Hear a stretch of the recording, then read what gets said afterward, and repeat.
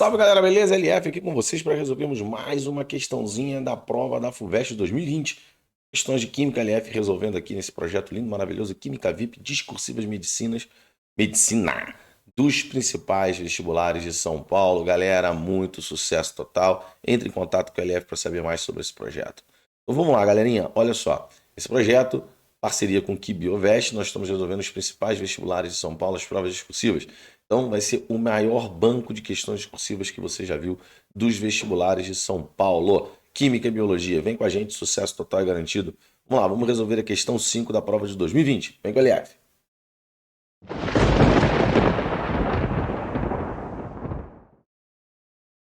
Salve galera, LF aqui com vocês. Vamos fazer essa questãozinha aqui que fala um pouquinho sobre a reação da ureia com NO2. Vamos lá. A Arla 32 é uma solução de aproximadamente 32 gramas de ureia, então ele deu a fórmula molecular, né? Lembrando que a ureia ela é uma diamida, tá bom? A ureia é uma diamida, isso é importante saber.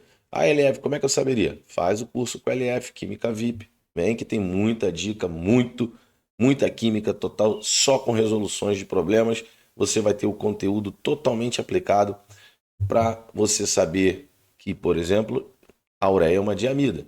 Como é que você saberia isso? Ia ter uma questão falando de ureia e a LF ia citar para você e você não ia esquecer jamais. Então é 30 gramas, 32 gramas de ureia em 100 ml de água. Utilizado em veículos a diesel para diminuir as emissões de óxidos de nitrogênio, NO e NO2, que podem causar problemas ambientais quando em excesso na atmosfera. A solução de Arla, ao ser adicionada aos gases de escape do motor, em alta temperatura forma amônia, reação 1. Em uma segunda etapa, a amônia formada reage com NO2 e gera gás de nitrogênio e água. Gás de nitrogênio, ele é um gás inerte, né? Então, ele é um gás inerte. Por que ele é um gás inerte? Porque ele tem uma ligação tripla, que é difícil quebrar uma ligação tripla, tá? Então, ele é um gás bastante estável. Bom, nós temos aqui as duas equações. Ele pede para você escrever a fórmula estrutural de Lewis da ureia. Então, primeiro, vamos fazer a divisão aqui, ó, para a gente deixar esse espacinho aqui para a letra A e o outro espaço a gente deixa para a letra B. Então, primeiro, vamos escrever a fórmula estrutural da ureia, antes de montarmos a fórmula estrutural de Lewis. Então, a ureia, como eu disse lá no início do problema, ela é uma diamida. Lembrando que as amidas são formados por grupos aminos, né? Um grupamento amino ligado a uma C-O, uma carbonila. Como é uma diamida, então você tem dois grupamentos amino ligados, né, à mesma carbonila. Bom, então agora a gente tem que montar a fórmula estrutural de Lewis. Galera, falou em Lewis, falou em elétrons. Então, o que é a fórmula estrutural de Lewis? A fórmula estrutural de Lewis mostra os elétrons que participam e os que não participam das ligações. Ou seja, elétrons ligantes e elétrons não ligantes. Eu vou deixar o carbono bonitinho aqui, porque esse carbono ele é um carbono sp2, e aí a geometria é trigonal. Então, eu vou respeitar a geometria. Você, na questão, não precisava, tá? Se eu colocasse ela chapada assim, não tinha problema nenhum. Mas eu vou respeitar a geometria, tá, do nosso querido carbono. E vou respeitar também a geometria piramidal aqui. Vou tentar, né, mostrar o piramidal desse nitrogênio aqui e desse. Então, galera, vamos pegar aqui pelo carbono. O carbono, ele tem 4 elétrons na camada de valência. E para eu deixar ele trigonal, ele vai fazer esse arranjo aqui. E esses 2 elétrons dele vão estar compartilhados com esse oxigênio. O oxigênio é da família 6, então eu preciso colocar mais 2 pares de elétrons livres para completar os 6 elétrons do oxigênio. Então, 2 dos 6 elétrons do oxigênio estão compartilhados com 2 elétrons do carbono, formando essa ligação dupla aqui. Beleza? Agora, esse elétron do carbono, ele vai estar compartilhado com o nitrogênio. Lembrando que esse nitrogênio já tem mais 2 elétrons compartilhados, cada um com um hidrogênio. Então, eu coloquei 3 elétrons do nitrogênio, esses 3 elétrons, um compartilhado com carbono e os outros 2 compartilhados com o hidrogênio. Faltam quantos? 2, porque o carbono é da família, o nitrogênio, perdão, é da família 5A, antiga família 5A, atualmente família 15, então ele tem 5 elétrons. Então eu tenho que colocar aqui o par de elétrons que sobra e agora eu vou espelhar isso aqui lá do outro lado, né? Porque também é nitrogênio. Então eu vou colocar aqui um elétron compartilhado com o hidrogênio, o outro com outro hidrogênio, e a gente tem que colocar aqui o par de elétrons livres. E esse par de elétrons livres aqui dos dois nitrogênios, né? Essa estrutura aqui é que dá o quê? A basicidade tanto para as amidas quanto para as aminas. Amidas e amidas são bases de Lewis. Lembrando que falou de Lewis, falou de elétrons. E o que é uma base de Lewis? Uma base de Lewis é uma espécie capaz de doar o par de elétron para aquela espécie que recebe, ou seja, é o ácido de Lewis. Tá bom? Então as aminas e amidas são substâncias com caráter básico, graças à teoria ácido-base de quem? De Lewis. Belezinha? Bom, tá aqui a fórmula estrutural de Lewis. Agora vamos partir para a letra B, né? Calcule quantos litros de solução de Arla 32 são necessários para consumir todo o NO2 produzido em uma viagem de 100 km. Considerando que a quantidade de NO2 formado por esse veículo é de 460 mg por quilômetro rodado. Indique os cálculos. Bom, a primeira coisa que a gente tem que ver é o seguinte: aqui nós temos uma equação que ocorre em duas etapas. Então, para a gente trabalhar com a estequiometria entre as espécies citadas, vejam que ele cita quem? A solução de ureia. E a solução de ureia tem como reagente principal a ureia. Então, eu vou relacionar a ureia, que eu vou destacar aqui, ó. Então, a minha estequiometria vai ser entre a ureia e o NO2. O que a gente não pode fazer? Pegar que aqui a relação é 1 para 6. Não pode. A gente tem que fazer a relação na equação global. Ou seja, eu tenho que eliminar um intermediário. Quem é esse intermediário? É a amônia. Como é que eu sei que é a amônia, LF? Porque ela é formada numa etapa, vou destacar ela aqui, e ela é consumida na outra. Mas para que eu tenha a global, esse número de mols aqui da formada e da consumida tem que ser iguais. Então, para que isso aconteça, eu tenho que multiplicar a equação de cima por 4. Então, quando eu multiplico a equação de cima por 4, eu consigo eliminar a amônia. E aí a minha equação global entre a ureia e o NO2 vai ficar da seguinte forma. Eu vou botar aqui, ó, ureia, tá? Não vou colocar a fórmula, não. Ureia vezes 4 mais 6 de NO2 mais nada, né? Mais nada, porque eu já eliminei todos os reagentes, vocês vão entender por quê, ó. Ah, mas tem água aqui, LF. Sim, aqui eu vou ter 4 águas, né? Só que aqui, como eu tenho 12, eu vou cortar esses 12 e aqui vai ficar 8 águas do outro lado. Então, a gente continua a equação aqui. Eu não precisava, porque eu quero é a relação entre ureia e NO2. Eu já tenho relação 4 mols para 6, mas eu vou continuar aqui só para vocês entenderem melhor. Então, aqui a gente vai ter 7 de nitrogênio mais 4 de CO2. O CO2 está aqui em cima, ó. Mais 4 de CO2 mais 8 de água. Beleza?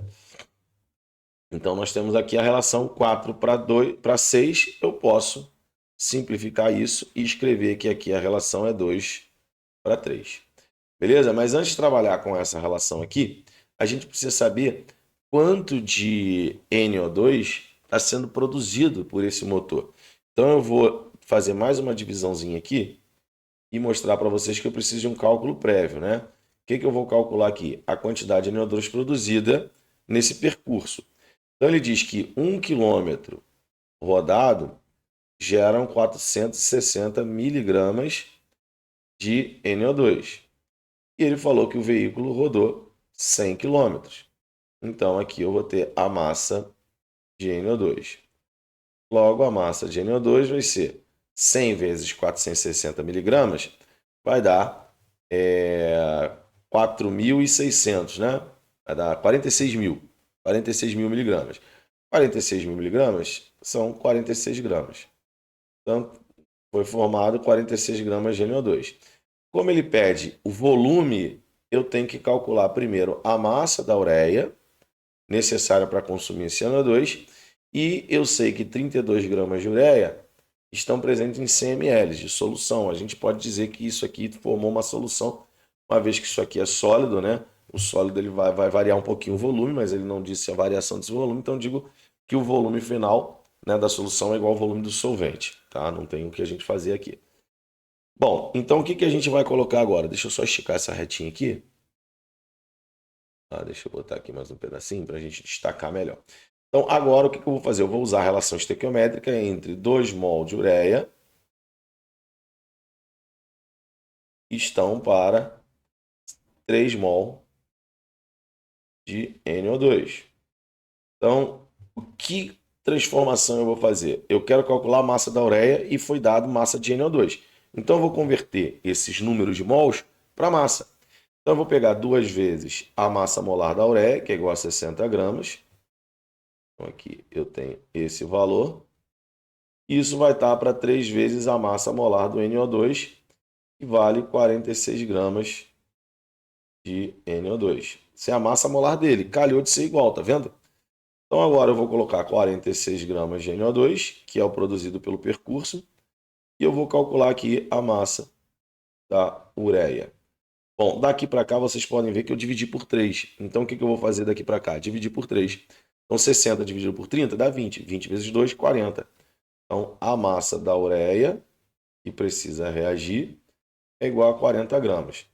Então vejam, eu estou fazendo uma prova discursiva. Por isso que eu estou colocando nome em todos os valores que eu acho. Para quê? Para o cara que está corrigindo a minha prova, ele saber cada valor que eu estou calculando. Então agora eu faço mais uma segmentação aqui no meu cálculo, tá?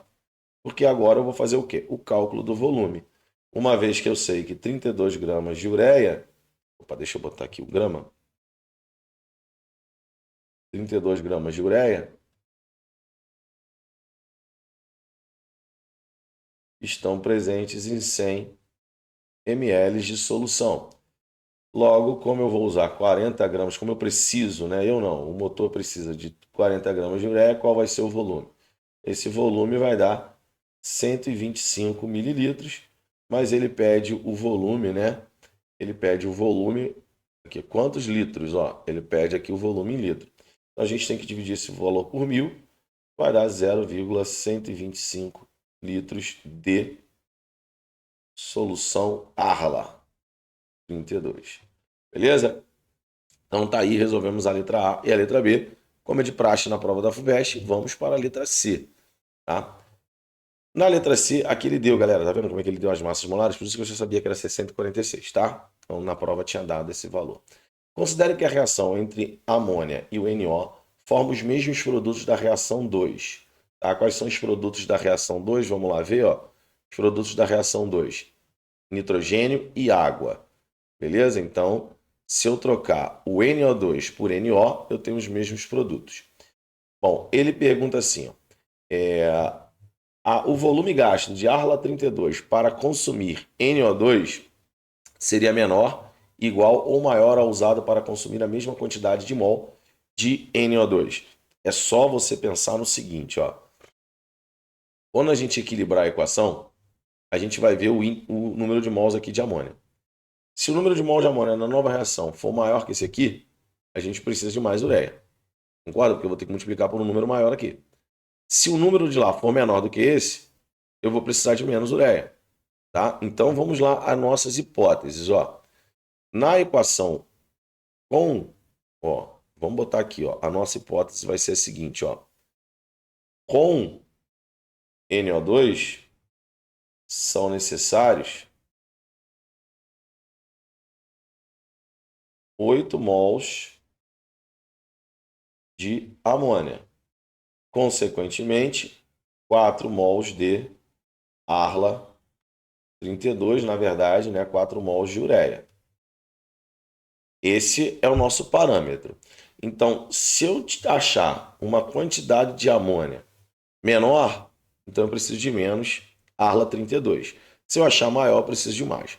Então vamos lá para o equilíbrio daquela equação que a gente tem entre a amônia e agora vai ser entre o NO, não mais o NO2, formando N2 mais água. Galera, Essa é uma reação no qual o produto gerado ele está ligado ao processo de redução e ao processo de oxidação, tá? Então a redução ocorreria aqui, porque o nóxido do nitrogênio aqui é mais 2 e ele vai para zero. Aqui o nóxido do nitrogênio é menos 3 e ele vai para zero. Então, na amônia para cá ele oxida, do NO para cá ele reduz. Então, qual é a sugestão que eu faço para a gente resolver esse problema por oxirredução? A gente vai botar mais um N2. Por quê? Um dos N2 eu vou relacionar com o NO, tá? Eu vou relacionar aqui com o NO. E o outro N2 eu relaciono com quem? Com a amônia. Então aqui, ó. Vou relacionar com a amônia. Beleza? E aí vou fazer o cálculo do delta, né? Então vamos lá, vamos fazer o cálculo do delta aqui, ó. Ó, vamos pegar aqui, ó. O delta desse aqui vale quanto? O que é o delta? É a variação de elétrons. Então sai de 2, vai para 0. Então vale 2. Eu tenho que multiplicar pela maior atomicidade do elemento. N1, N2. Então eu tenho que multiplicar por 2. Logo isso aqui vai dar 4. Beleza? Agora eu vou fazer o cálculo do delta para o processo na amônia. Delta na amônia. Então saiu de menos 3 para 0, variou de 3. De novo, atomicidade maior 2, multiplico por 2, vai dar 6. Só que aqui eu tenho o seguinte, eu posso dividir por um denominador comum. Então eu divido por 2. Então, o delta do NO dá 2. E aqui eu divido também por 2. O delta da amônia vai dar 3. Então, eu vou agora fazer o seguinte. Aonde tem mais atomicidade? No produto. Então, eu vou inverter os coeficientes no produto. Então, o delta desse N2 aqui é 3. Então, o coeficiente desse aqui vai ser 3. E o delta desse aqui vale 2. Então, é o coeficiente desse aqui que vale 2. Tá? Então, agora eu vou equilibrar o nitrogênio, o NO, com esse nitrogênio aqui. Então, 3 vezes 2, 6. Então, eu coloco um 6 aqui. Beleza? Agora, a amônia eu vou equilibrar com esse nitrogênio. Tem quantos aqui? Ó? 4. Então, aqui eu vou botar um 4 aqui. Beleza, agora eu vou equilibrar o hidrogênio. 4 vezes 3, 12. Então, são 6 águas. Vamos ver se o oxigênio está batendo. Ó, 6 oxigênios, 6 oxigênios. Beleza, agora o que a gente faz? Quando a gente monta a equação total, eu somo esses dois N2 aqui. Então, na verdade, a minha equação vai ser 4 de amônia mais 6 de NO, gerando 5 de N2, que eu somei os dois, mais 6 de água. Beleza? Então, usei esse método aí de oxirredução só para mostrar para vocês como é que ele é aplicado, tá? Então, ele foi aplicado aí, a gente fez um macetinho maneiro, tá? Chamou mais um N2, depois soma. Não tem problema nenhum, tá? Como se ele fosse um outro reagente à parte. Então, tá aqui. O que eu acabei de ver? Que eu preciso de menos amônia para reagir com NO. Então, aqui é a metade. Logo, como eu preciso de menos amônia para reagir com NO, eu vou precisar de menos ureia. Então, com a reação da amônia com NO2 para consumir. Aí, deixa eu botar aqui de novo. Vou voltar aqui. Vou apagar isso aqui. Exige